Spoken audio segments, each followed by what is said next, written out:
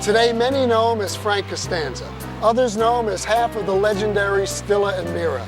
But for over 50 years, he has known how to make all of us laugh. Join me as we go back on the block with the incomparable Jerry Stiller, right here at one of his favorite spots, Katz's Deli.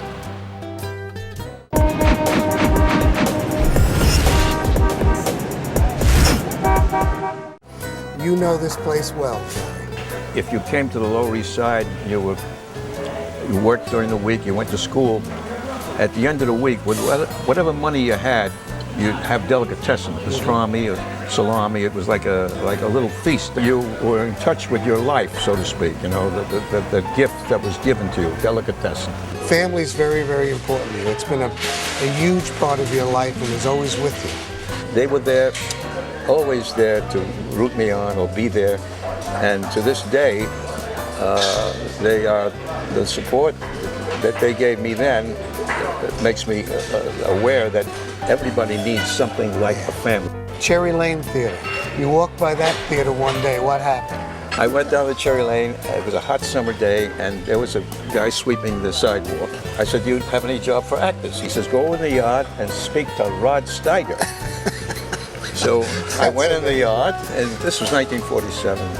And there was this big husky guy in shorts and with a brush and was painting. I said, "They told me you could help me paint scenery." He says, "What's your name?"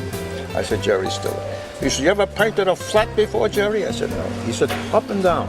He gives me the brush. The guy calls him, says, "Rod, there's a phone call for you."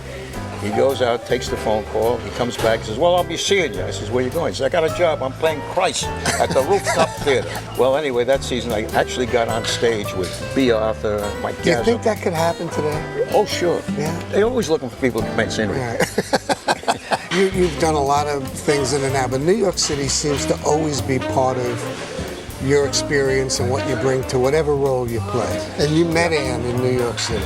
I met this very beautiful, tall, lovely woman named B. Redheaded Morton, B. Mortensen. She was sweet. She was from Seattle. And I said, "Why don't you and I do an act together?"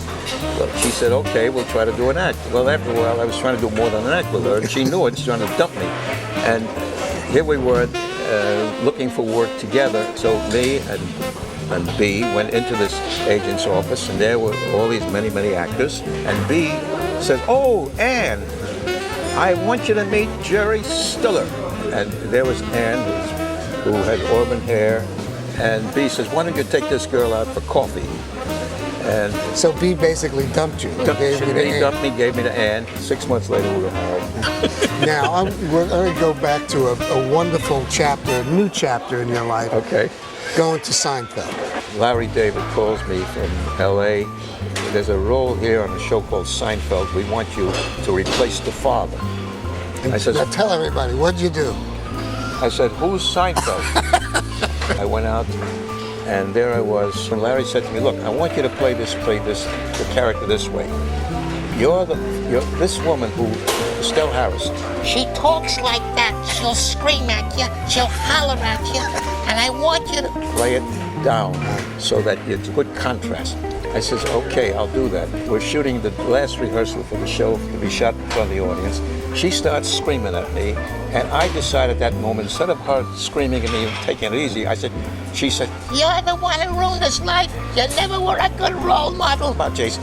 You never were there for him. You were a lousy father." I says, "You're the one who hated you. You're the one who spoiled him. You slept in bed with him all day. You made sandwiches for him. You never let him get out of the right." And they all started to laugh. Right. And at that point, Jason comes over to me and says, "Jerry, don't be afraid to hit me." So he says, "Can I have the keys to the car, Pop?" I went, bang! And they screamed. They all laughed. So you just totally changed the character. Changed everything at that moment. And at that point, Estelle Harris says, "Can I hit him too?"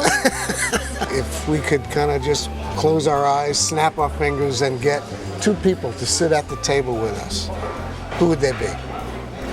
My mother and father. Yeah. I would like them to be here to just enjoy a sandwich. Yeah. Enjoy it together with you. I wish I could sit here for 10 more hours. Who was this guy? Thank you, Jerry. Thank you.